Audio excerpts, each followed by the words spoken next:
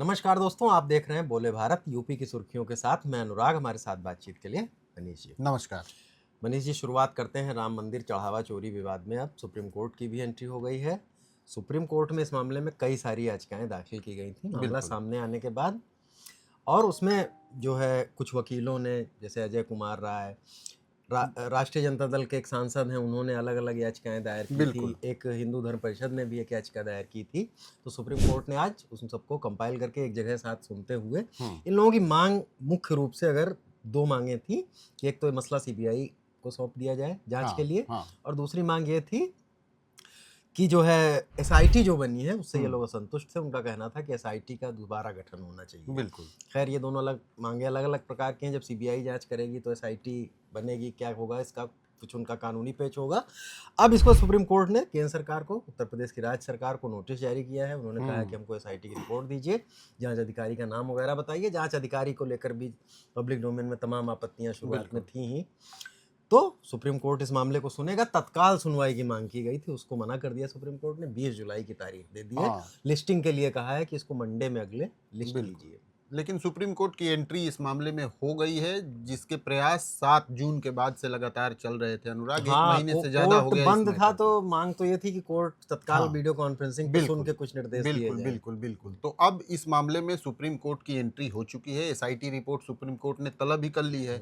और मुख्य जो मांग थी कि मल्टी डिसिप्लिनरी सीबीआई इन्वेस्टिगेशन हो, इस सब ये सबसे अहम है। इस पर अब सुप्रीम कोर्ट की अगली सुनवाई जब 20 जुलाई को होगी तो उसमें देखना होगा कि सुप्रीम कोर्ट का रुख क्या रहता है। लेकिन जिन लोगों ने याचिकाएं दाखिल की हैं उनका जो लॉजिक आज सामने आया है, अजय कुमार राय का पहले आप बयान सुन लीजिए इस मामले पर। See, there's nothing in the public domain. I think SIT has become functus officio.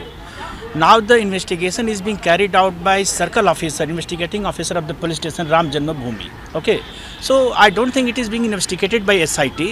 And further, SIT has some inherent legal complexities.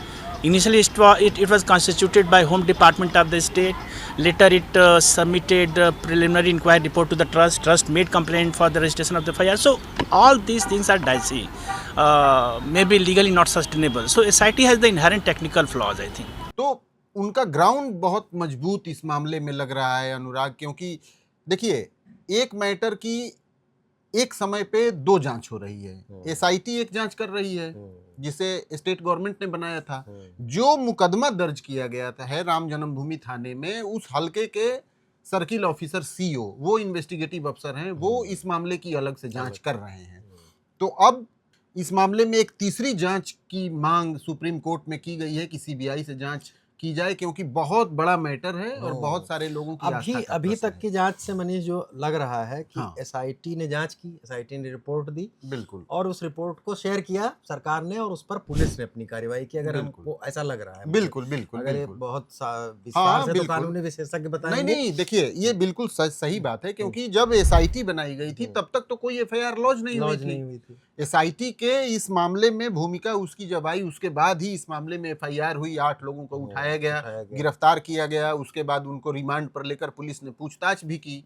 लेकिन याचिकाकर्ता जो हैं सुप्रीम कोर्ट में, चाहे वो अजय कुमार राय हों, दिनेश यादव, ये दोनों एडवोकेट्स हैं। अनूप अवस्थी एक वकील हैं, उन्होंने भी दायर की है। सुधाकर सिंह आरजेडी के सांसद हैं, और हिंदू धर्म परिषद, इन चारों लोगों की याचिकाओं पर सुनवाई करते हुए अब सुप्रीम कोर्ट ने रिपोर्ट तलब की है, नोटिस जारी किया है सेंटर और स्टेट को, क्योंकि सेंटर का ही बनाया हुआ ट्रस्ट है श्री राम जन्मभूमि तीर्थ क्षेत्र।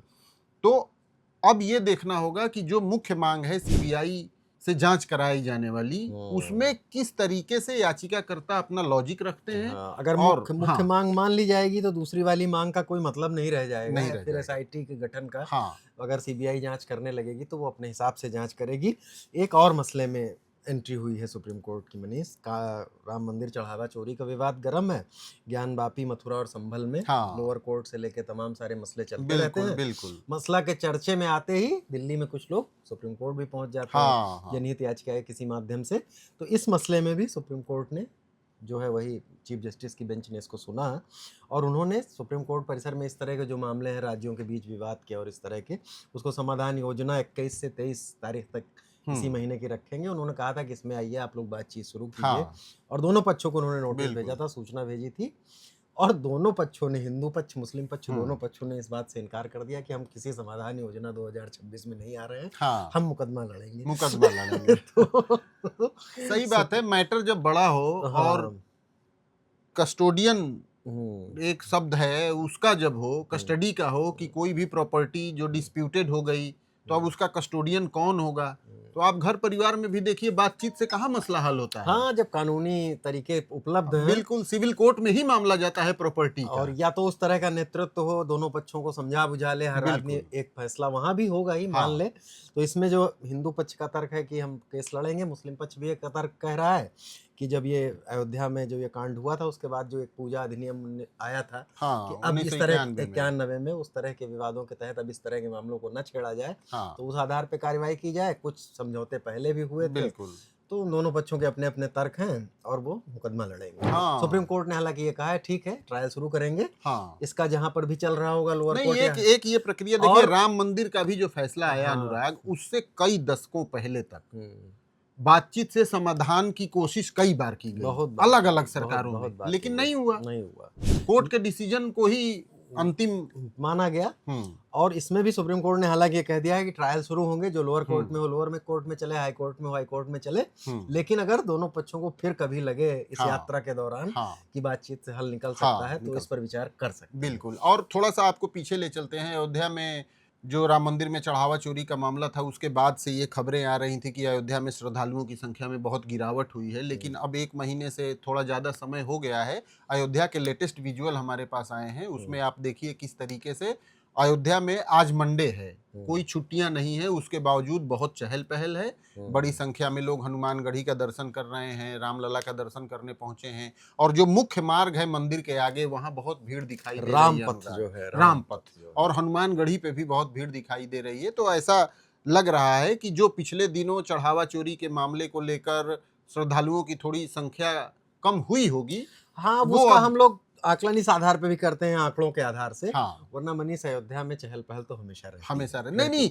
जानते हैं, चढ़ावा चोरी के बाद जो थोड़ी सी संख्या कम दिखी हाँ, थी, वो- उसकी वजह ये भी थी कि बहुत सारे बड़े लोगों के दौरे भी वहां हो दौरे रहे भी हो थे। रहे थे, और फिर जब बहुत सारे रूट डाइवर्जन हाँ, बीच बीच में हो जाते बिल्कुल। हैं, वरना स्थानीय लोग ही इतने आते हैं कि बिल्कुल। चहल पहल तो हाँ, रहती नहीं ही नहीं, है। बहुत सारे उसमें दूसरे राज्यों के भी, साउथ लोग इंडिया के भी श्रद्धालु दिख आ ही रहे हैं। बिल्कुल। अब हम एक समय विशेष कालखंड से तुलना करने लगते हैं, हाँ, जब मंदिर हाँ। में जाता तब वो तो दिखेगा ही, बिल्कुल एक समय उत्सुकता ज्यादा होती है। बिल्कुल। अगली खबर पे आ जाते हैं। लखनऊ और कानपुर के बीच अब रास्ता और आसान हो जाएगा। हाँ, टोल थोड़ा ज्यादा देना पड़ेगा, लेकिन आप कितनी देर में, 40-45 मिनट में 40-45 मिनट में चल सकेंगे। पहुंच हालांकि जाएंगे। पहुंचने वाले तो वैसी सड़क है, क्योंकि वो एक्सप्रेसवे है, हम्म। कोई सड़क आके मिल नहीं रही है उस पे। 30 मिनट में भी पहुंच हाँ, जाएंगे, तो चालान पहुंच- वालान दे के। हाँ, चला उसमें 120 किलोमीटर प्रति घंटे की रफ्तार छोटी गाड़ियों के लिए उसमें लिमिट की गई है अनुराग, और वाकई में 63 किलोमीटर का ये पूरा एक्सप्रेसवे है।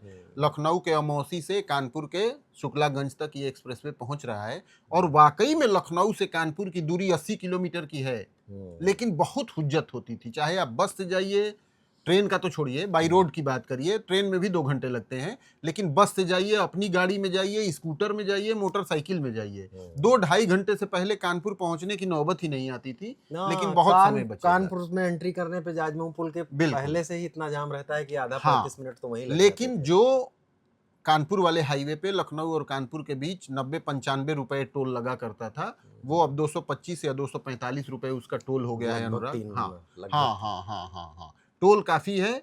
और यदि आप उस हिसाब से देखें कि आपकी यात्रा में गाड़ी आपकी 2.5 घंटे चल रही है और आप उसको 1 घंटे में पूरी कर ले रहे हैं, तो बहुत हद तक उस टोल की भरपाई भी होगी।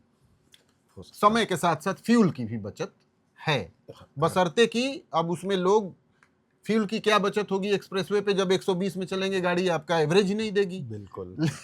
ये एक अलग लॉजिक है। एथनॉल का हाँ, संकट अलग, हाँ, लोग कह ही एथेनॉल रहे हैं। का संकट अलग है, तो लेकिन फिर भी बहुत फिर राहत भी है, आपके बहुत पास एक राहत। विकल्प है, जल्दी जाना है अगर, बिल्कुल। तो लखनऊ कानपुर एक्सप्रेसवे का आज औपचारिक उद्घाटन का कार्यक्रम चल रहा और है। सबसे बड़ी बात यह है कि कोई मोटरसाइकिल 2 व्हीलर के लिए इजाजत नहीं होगी हाँ, इस पे 2 चलने व्हीलर के सिस्टम। लिए, और नहीं बैरियर पे रुक के आपको इंतजार करना पड़ेगा कि अब टोल कटे टोल तो हम आगे बैरियर भी बढ़ें। नहीं होंगे, आप टोल फास्टैग बैरियर से भी सीधे निकल जाइए, हाँ, ऐसा है अभी तक। बिल्कुल। और इसका औपचारिक उद्घाटन आज कार्यक्रम चल रहा है। रक्षा मंत्री राजनाथ सिंह आए हुए हैं, सीएम योगी वहाँ पहुंचे हाँ, हुए हैं बिल्कुल। श्रीनगर में। तो अब इस पे एक चर्चा मौसम पे भी कर ली जाए मनीष, बिल्कुल क्योंकि अनुराग। बारिश आके चली गई है और आज तो उमस धूप भी है। क्या मानसून बीच में लग रहा था कि एल नीनो को धता बता देगा, हाँ। कुछ उसका इफेक्ट फिर आ रहा है।